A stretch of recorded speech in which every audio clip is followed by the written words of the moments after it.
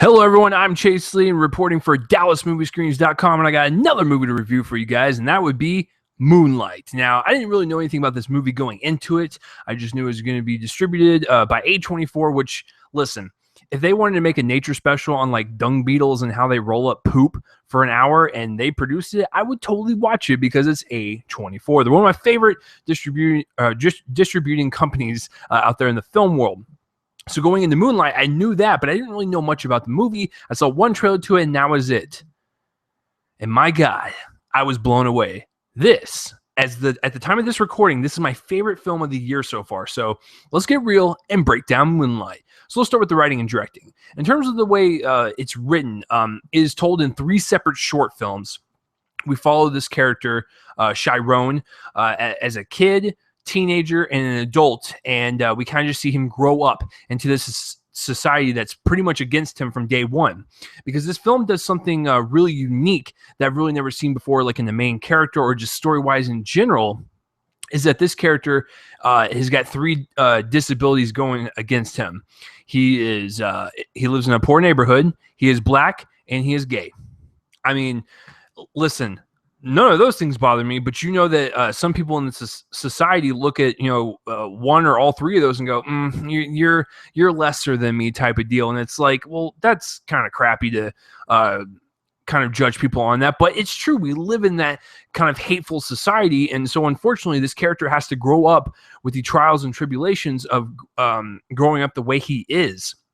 We kind of see the formation of his character and just well-roundedness. And this is a fictional character. This isn't that I know of. I know it's based on a play, but maybe I should have researched more. But anyways, it feels like a genuine, real character that you would find just like as your next door neighbor. Like, if cameras were following her, whatever, this would be the story that would be a part of it. I love the entire arc of this main character too. He's so innocent and so frightful as a kid. Teenager, he's kind of really quiet and timid, and he's still trying to discover himself and his sexuality and who he is and how he's trying to fit in.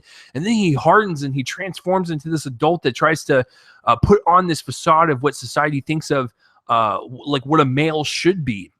It's such a well-rounded character, and the arc is so perfect and so magnificent that I felt like I was watching like a documentary or something. It was that well written in terms of the character. The dialogue was so tender and so real and raw. And just the overall story was just so perfect and so concise that I wouldn't change a thing about this movie. It is perfection, ladies and gentlemen. This is cinematic perfection. And when you get into the directing of what Barry Jenkins did, he adapted this this play, and what he brought was this real raw emotional core to this entire story and this character, and you root for him. Like, you want him to be who he is and not conform to what people want to think of him, but be yourself, be you, and just enjoy your life. And just all the stuff going through his life and whatnot. He tries to jump over in hurdles, and you see the pain in his eyes. You see the pain in other people's eyes. You see the frustration. You see all these emotions building up within his character. And this director completely pulls that emotion in you as an audience member as you're watching it on screen and as it unfolds. And so I think the direction in this is just, it's raw, emotional grit that you would want in a type of movie like this, that's kind of set in the rawest reality you can possibly think of. And I think he constructs one of the most emotionally gripping films of the entire year. And I think this movie is very important because, like I just said, when you have a three punch like that, and your main character's in a poor neighborhood, he is black and he is gay. That's something we've never seen on film before. Just a couple weeks ago, we had a movie called The Birth of a Nation come out, where it's showing our disgusting history of slavery and how we treated other people. I mean, come on. Like, we've made so many strides in this industry. And so when you look at that from like a historical perspective, this film it's setting the bar. And it's showing you that, yeah, this is happening right now. This is the main character. Deal with it type of deal. And I love that. I love the director has no apologies. And he's like, this is reality right here. Get used to it. Okay. And I love that. So the writing and direction, completely perfect. Acting, same deal. There's even a couple of characters that even come on screen for like maybe 5 or 10 minutes, and they're kind of just gone in the next scene. I'm not going to say who or what the situation was, but the director really wanted to kind of add that realism of how people enter and exit out of each other's lives, but still can have a really insightful, impacting kind of presence to them, even though they only know them for a little while. And the acting all around is just fantastic, whether they are on screen for 5 or 10 minutes or you're in the movie for every single frame. Everyone delivers. Everyone is convincing. I bought every single piece of dialogue. I bought everything that their characters did. I bought all the forgiveness and redemption that the characters go through. It's just, they're well-rounded people. They're not even characters. They're just well-rounded people. And they're developed like people. And it didn't feel fake at all. It felt like I was just watching this group of people in this neighborhood kind of just grow up. And I think the acting really kind of puts that in motion. Cinematography is beautiful. It's just a nice, clean film. The shot compositions are really well managed with some of the natural lighting from the outside and some of the more controlled lighting on the inside of the apartments are really kind of abstract and very very stylistic and stuff. It kind of adds like a nice little flair to it. Like there's one shot in the second little short film, which is when he was a teenager. One shot, just it's towards the I don't want to spoil it, but towards the end, it's just like that is some really good shot composition, some really great lighting to really kind of showcase the emotion within the character. And so yeah, it's shot very, very well. And plus, since this movie's called Moonlight, you probably can assume that there's a lot of nighttime moonlight shots and scenes and whatnot, and those are lit and shot very beautifully, kind of like a classic romance film, if you will. I kind of got that vibe from there.